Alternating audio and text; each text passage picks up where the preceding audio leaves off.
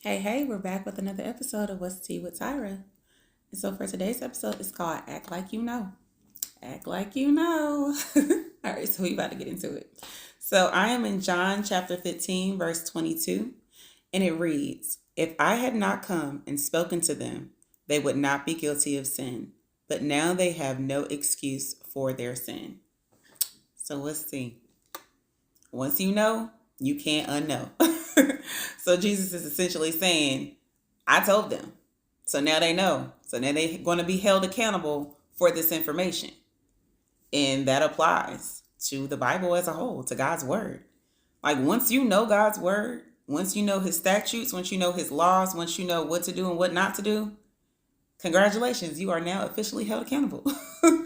And so God is going to hold you accountable for that information.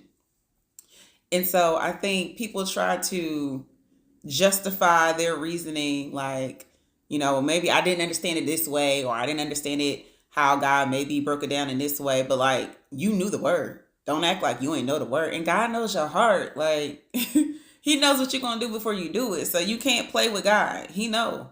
So it ain't even worth playing with him about.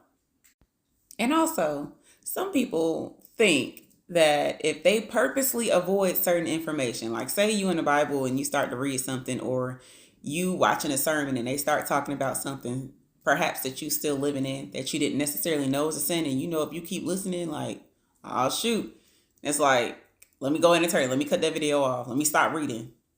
You still gonna be held accountable, right? Hear it from me. Now that you heard it from me, now you're gonna be held accountable.